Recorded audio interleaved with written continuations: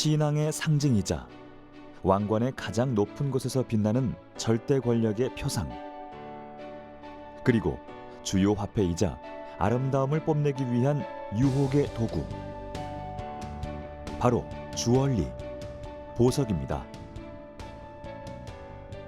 반짝이는 이 희귀한 돌멩이에 대한 인간의 욕망은 언제나 강렬했습니다.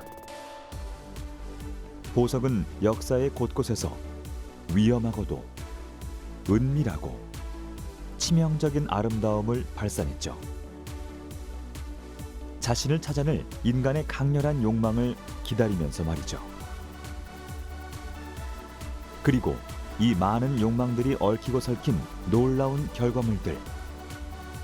지금부터 보석에 깃든 욕망의 세계사 속으로 함께 들어가 보죠.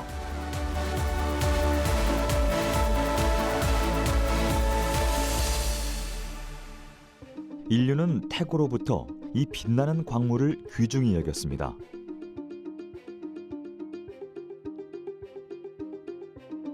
(3000년) 전의 비밀을 고스란히 간직한 이집트 소년왕 투탕카멘의 무덤. 이곳에선 보석으로 만든 풍뎅이를 비롯 청금석과 홍옥수 등 143개나 되는 진귀한 보석들이 쏟아져 나왔고,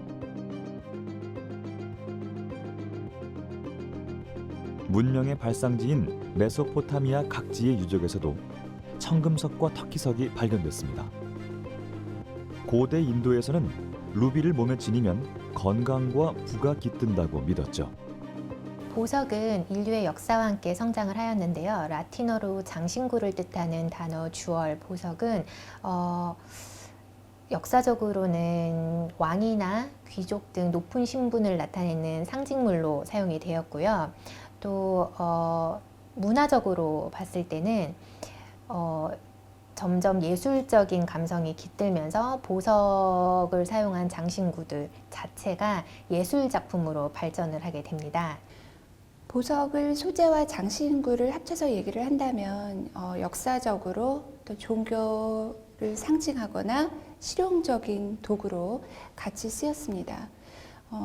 종교적으로는 어떤 종교 의식을 할 때라든지 종교의 상징을 나타낼 때, 또 찬미할 때 보석, 주얼리가 쓰였고, 실용적으로는 화폐의 도구로서 거래를 할 때, 그리고 무언가를 고정을 할 때, 또 물건을 담을 때 주얼리, 보석이 사용이 됐습니다. 인류의 탄생과 더불어 시작됐다고 해도 과언이 아닌 보석의 역사. 우리는 지금부터 진귀한 보석이 어떻게 역사를 바꿨는지 긴 여행을 떠나볼까 합니다. 그 치명적인 매력에 유혹당한 사람들은 그 욕망을 충족하기 위해 세상을 변화시켰죠.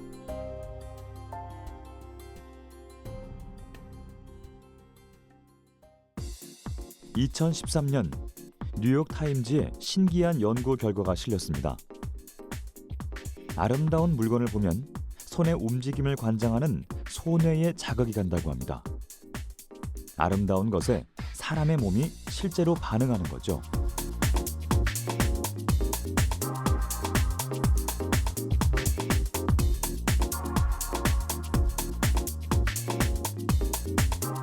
이런 인간의 본능 때문일까요? 보석은 역사 곳곳에 박혀 찬란하게 빛나고 있습니다. 그 치명적인 매력에 유혹당한 사람들은 보석을 소유하기 위해 세상을 변화시켰죠. 세계의 미인이라 불리며 많은 사람들의 사랑을 받았던 미국의 여배우 엘리자베스 테일러. 그녀가 보석 수집을 즐겼다는 것은 널리 알려진 이야기죠. 그녀의 보석 중엔 유명한 것이 많습니다. 5번째 남편인 리처드 버튼이 선물한 70캐럿에 달하는 다이아몬드. 테일러 버튼이라 불리는 이 다이아몬드는 1966년 남아프리카 공화국의 프리미어 광산에서 발견됐습니다. 너무 큰 나머지 2덩이로 쪼개 그중 하나를 테일러 버튼으로 가공했다고 하죠. 유명한 보석은 이뿐만이 아닙니다. 과거 영국의 엘리자베스 1세 여왕이 그토록 갈망했으나 손에 넣지 못했던 라페레그리나라는 진주가 또 대표적인 보석입니다. 이 라페레그리나는 이후 나폴레옹의 소유가 되었다가 미국으로 건너와서 리차드 버튼이 소더비 경매에서 구입해서 엘리자베스 테일러에게 선물을 했습니다.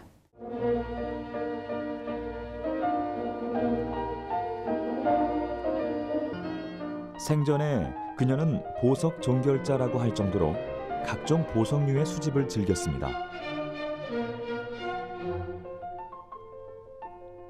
엘리자베스의 다양한 보석 컬렉션 중엔 세상에서 가장 유명한 진주도 있습니다.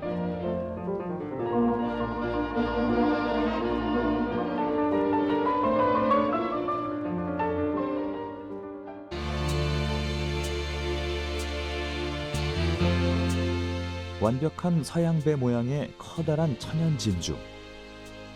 이는 중량이 약 200g, 즉 10g에 달합니다. 사람의 손바닥에 쥐면 가득 찰 만큼 크죠. 그렇다면 이 진주가 왜 세상에서 가장 유명해졌을까요? 그 해답을 얻기 위해서는 약 500년 전으로 거슬러 올라가야 합니다.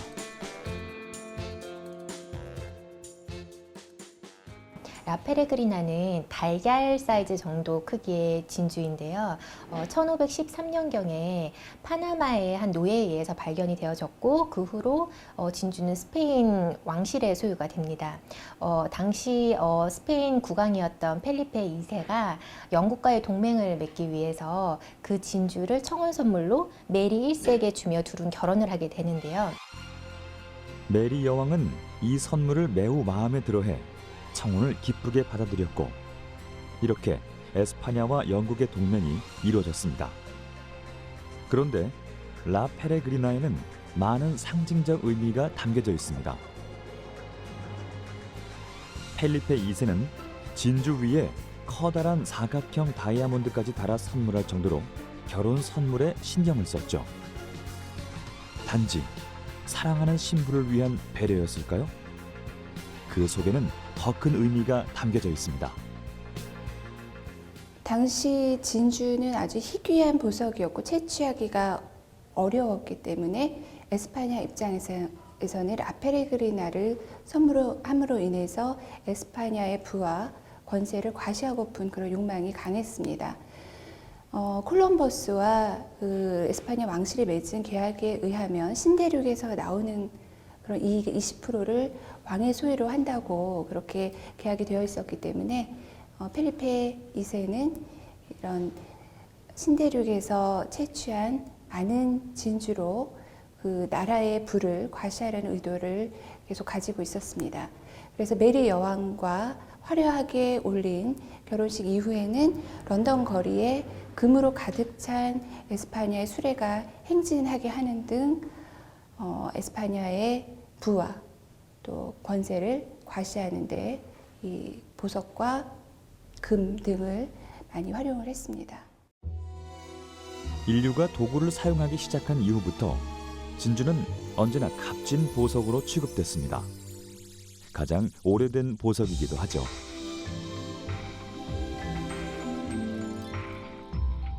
석기시대 무덤에선 진주 화석이 발굴되기도 했습니다. 진주가 이렇게 오래전부터 보석으로 사용된 데는 자연에서 채취될 때부터 완벽한 형태를 하고 있다는 사실이 한몫을 했을 겁니다. 대부분의 보석과 달리 진주는 암석이 아니고 동물의 생체 부산물이죠. 모래알이나 이물질이 조개를 자극하면 이를 둘러싸며 진주가 자란다는 이야기는 들어봤을 겁니다. 일반적으로 진주, 양식 진주는 이제 핵을 삽입을 하게 되고요. 핵의 크기에 따라서 진주의 크기가 달라지게 됩니다. 천연 진주는 보통 이 외부의 이물질이 진주 내로 들어가서 진주가 자기를 방어하기 위해 어떤 특정한 물질을 분비를 하는데요. 이때 이 물질이 진주층이 됩니다. 따라서 어느 정도의 큰 이물질이 들어갔느냐에 따라서 천연 진주의 크기가 굉장히 달라질 수가 있고요.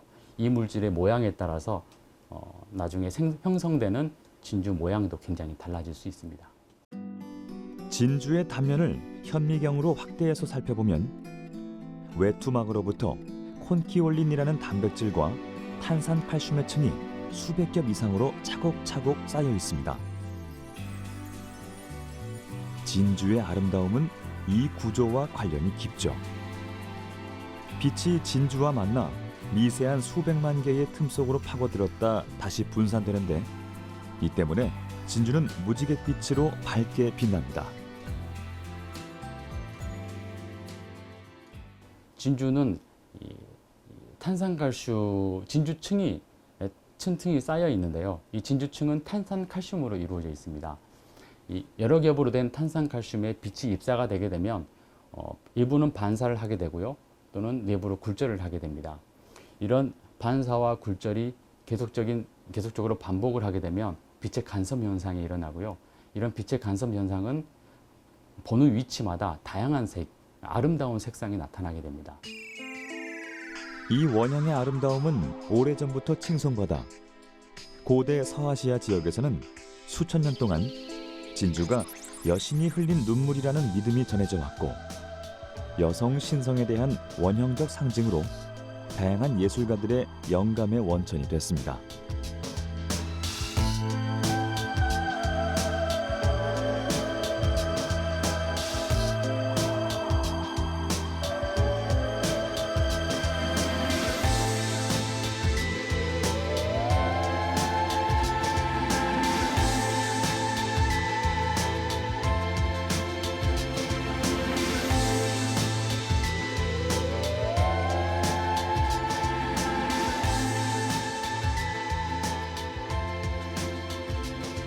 고대 로마에서 진주는 신분을 나타내는 보석이기도 했습니다. 로마의 정치가 율리우스 카이사르는 귀족층이 아니면 진주를 착용하지 못하도록 하는 사치 금지령을 내리기도 했죠. 16세기 튜더 왕조가 다스리는 영국에서도 진주는 왕가의 보석으로 귀한 대접을 받았습니다. 진주는 어느 시대에나 아주 채취가 어렵기 때문에 부의 상징이었습니다. 그런데 특히 16세기에 약 한 1515년부터 1545년 사이에 진주의 수요가 절정에 이르게 되는데요. 신대륙의 발견으로 아메리카 대륙에서 아주 많은 양의 천연 진주가 공급이 되었기 때문에 이 시기를 진주의 시대라고 불리게 되었습니다. 다시 라 페레그리나의 이야기로 돌아가 볼까요? 당시 신대륙의 대부분을 소유하고 있던 펠리페 2세는 이 진주를 메리 여왕에게 보내 에스파냐의 부와 권력, 세계적인 권세를 과시했습니다. 그리고 이 진주 한 알은 국가의 운명을 뒤바꿔 놓습니다.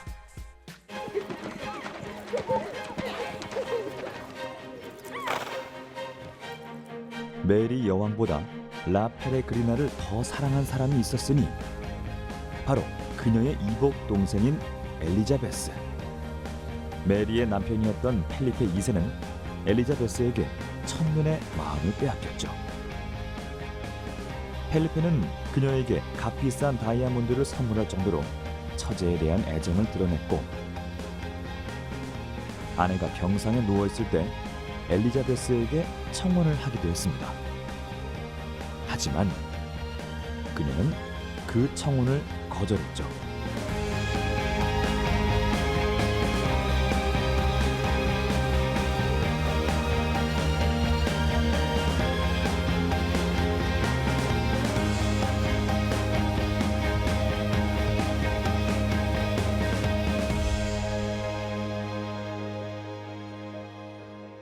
메리 1세가 죽기 전에 그 진주를 다시 그 펠리페 2세 그 남편에게 스페인에게 돌려주라고 유언을 하고 그렇게 유언을 남겼던 이유가 메리 1세와 그 이복 동생 엘리자베스 1세와의 관계가 좋지 않았는데 엘리자베스 1세가 그 진주를 탐했기 때문이에요. 근데 엘리자베스 1세가 이제 메리 1세가 죽고 나서 그 진주를 너무 소유하고 싶은 욕망에 당시 엘리자베스 1세는 해적을 동원해서 막대한 부를 축적을 했는데 진주를 갖고 싶은 욕망에 그 펠리페 2세의 함대를 몰락을 시키고 나락으로 떨어뜨리게 됩니다.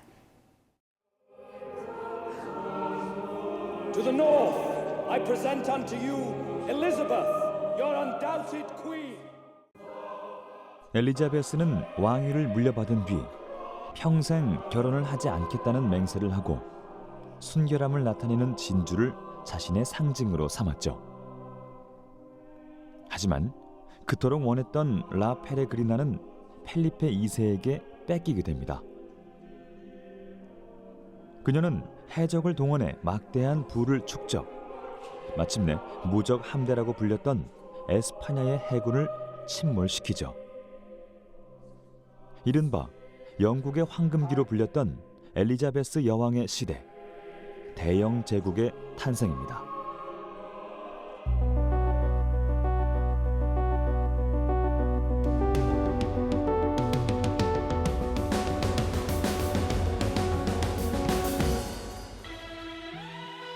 실제로 인류의 역사 곳곳에선 보석에 대한 인간의 갈망이 속속 발견됩니다. 1716년 프리드리히 비렐름 1세가 러시아의 표티르 대제에게 선사한 엘버룸. 엘버는 한국어로 호박이라고 불리는 보석으로 이 방을 꾸미는데 무려 6톤의 호박이 사용됐습니다. 나무의 송진이 오랜 세월을 거쳐 자연적으로 화석화된 호박은 진주와 더불어 가장 오랜 역사를 자랑하는 보석 중 하나죠. 약 50만 개의 크고 작은 호박을 잘라 퍼즐을 맞추듯 정교하게 만든 호박의 방. 그 아름다움은 상상을 초월합니다.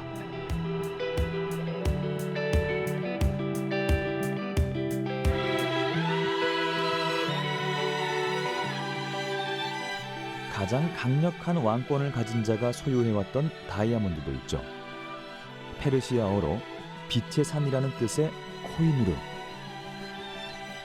186캐럿의 이 다이아몬드는 권력의 이동에 따라 무굴 제국에서 페르시아로, 인도에서 영국으로 소유주가 끊임없이 바뀌는 피의 역사를 간직했습니다. 1850년 영국에 도착. 버킹엄 궁의 빅토리아 여왕에게 전해져 그 긴 여정을 마치게 되죠. 네, 이 코히누르 다이아몬드는 오랜 시간 동안 여러 왕조를 거치면서 왕위를 잃거나 아니면 애군을 당하는 등 소유자가 많은 불운에 처하게 됐습니다.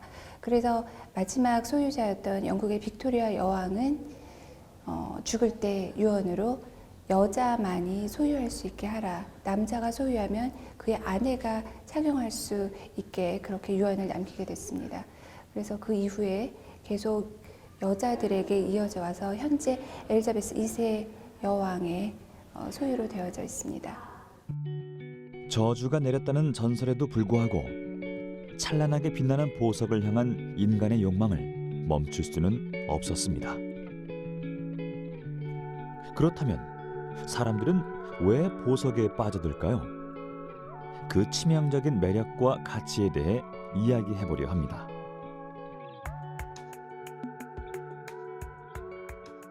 인류가 존재한 이래 의식주가 함께 가장 오래된 것이 바로 보석인데요. 보석은 크고 작은 인간의 역사 속에서 다양한 모습으로 세상에 소개되어 왔습니다. 어느 시대에는 신앙과 권력의 표상이었고 현대에는 나를 개성 있게 표현하는 가장 좋은 패션 아이템입니다. 보석이 되기 위한 3가지 조건이 있습니다. 첫 번째는 모두가 다 가질 수 없는 희소성, 두 번째 또 사람들의 눈을 매혹시키는 치명적인 아름다움, 세 번째 이를 유지시킬 수 있는 내구성을 가져야 합니다. 사람들이 보면 빠져나올 수 없는 아름다움과 또 희소하기에 더욱 가지고 싶은, 또 오랜 시간을 견디며 인간의 역사를 함께한 보석의 연속성이 사람들이 보석에 매료되는 이유일 것입니다. 보석 경매의 양대 산맥인 소더비와 크리스티는 250년 이상의 역사를 지니고 있습니다. 이들은 뉴욕, 제네바, 런던, 파리 등 세계 주요 도시에서 1년에 총 20에서 30회의 보석 경매를 진행합니다. 여기서 아름다운 보석들이 화려한 자태로 사람들을 유혹하고 매년 최고가 경신 기록이 바뀌죠. 그렇다면 가장 비싼 보석은 무엇일까요?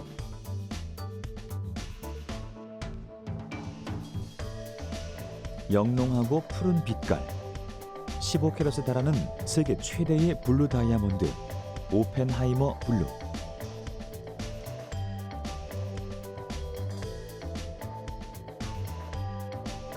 이 다이아는 2016년 제네바에서 열린 경매에서 익명의 낙찰자에게 5,750만 달러, 약 682억 원에 달하는 가격에 낙찰됐죠.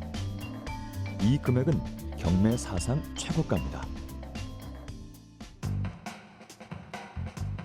그렇다면 보석의 가치와 가격은 어떻게 정해질까요? 다이아몬드뿐 아니라 대부분의 보석은 땅속 깊은 곳에서 채굴된 천연 광물입니다. 전 세계 지구상에서 발견되는 약 3천여 종의 광물. 그중 약 100여 종만이 보석으로 분류되죠. 그리고 희귀한 광물에서 여심을 훔치는 보석으로 다시 태어나려면 사람의 손을 거쳐야 합니다. 보석의 빛깔과 광채를 극대화시키는 컷은 보석의 가치 평가에서 빼놓을 수 없는 중요한 과정이죠.